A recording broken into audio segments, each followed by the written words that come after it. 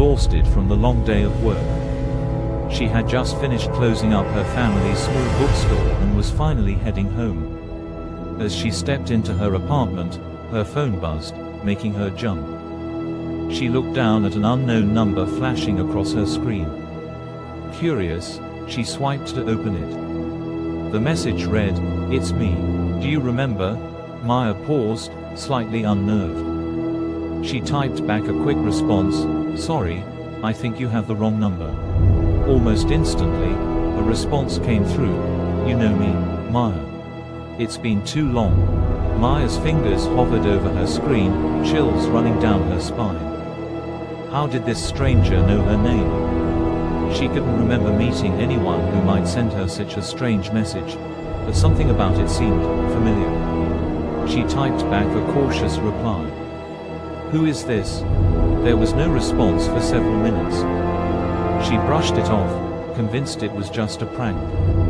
But over the following days, the messages continued, each one more unsettling than the last.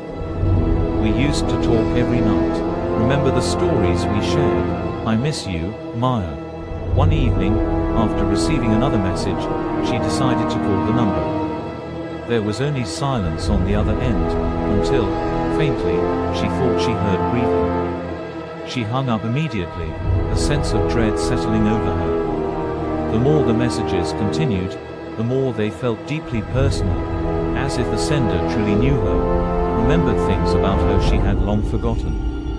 Then came the night when everything changed. As she sat alone in her apartment, she received another message, "Check your drawer." Her heart pounded as she looked around her room. She hadn't mentioned anything about her drawers to anyone. How could the person know? Against her better judgment, she walked to her nightstand, opened the drawer, and there, hidden beneath some old papers, was a photograph she didn't remember placing there. It was a picture of her, taken when she was about 10 years old. She was standing with a young boy, smiling. The two of them looked happy, their arms slung around each other as if they were the best of friends. On the back was a scrawled message, "Best friends forever." The memory hit her like a wave. She knew this boy. His name was Kevin, her childhood best friend. They had spent every summer together, exploring the woods near her family's cabin. But she hadn't thought of him in years. He'd moved away suddenly, and they had lost touch. Another message appeared on her screen, "Do you remember now, Maya?" She sank into her bed, fear crawling up her spine. How could Kevin be texting her? She had never even had his phone number, and they hadn't spoken since they were children. But there was something else, something darker, a memory that lingered in the back of her mind, just out of reach. She tried to shake it off, reasoning that perhaps someone was just playing a cruel trick on her. Determined to get answers, she did some research. She tracked down an old friend from her childhood, who revealed something she didn't remember, or perhaps had chosen to forget. Kevin hadn't just moved away, he had disappeared. The last time anyone had seen him, he was playing near the woods. He had vanished without a trace, his family heartbroken, leaving the town haunted by unanswered questions. Maya's heart raced as she put the pieces together. The memories flooded back, the last summer they had spent together, the day she had left him alone in the woods to go back home for dinner, not realizing it would be the last time she would ever see him. She had moved on, burying the memory deep in her mind.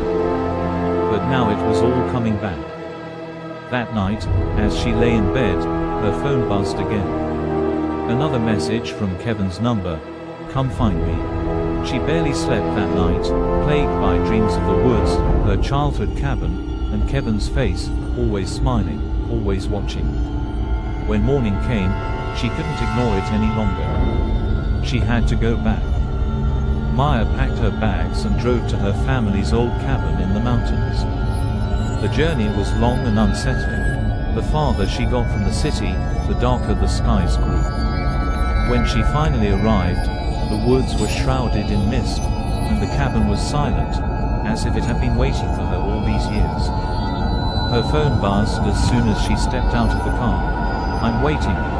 With her heart pounding, she ventured into the woods, following the trails they had once explored as children.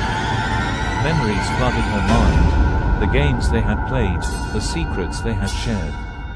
The air grew colder, the shadows darker, until she reached a clearing. There, in the center of the clearing, stood a tree they used to climb. But now, carved into its bark, was a message that hadn't been there before. I'm here, Maya. Find me. She looked around, half expecting to see him standing there, smiling like he used to. But the woods were silent. Slowly, she approached the tree, her fingers tracing the words carved into the bark. A faint whisper drifted through the air, and she froze, her breath catching in her throat. The whisper grew louder, forming words she could barely make out. You left me.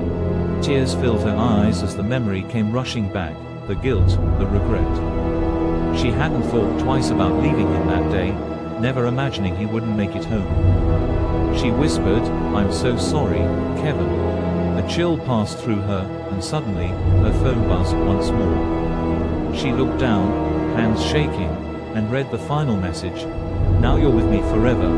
The screen went dark, her signal vanished, and she found herself alone in the woods. As the mist thickened around her, she felt something cold and heavy grip her shoulders, a presence she couldn't shake. She tried to run but found her feet rooted to the ground. The whispers grew louder, swirling around her in an endless chorus of memories and regrets. And then, just before everything went black, she heard Kevin's voice, faint but clear.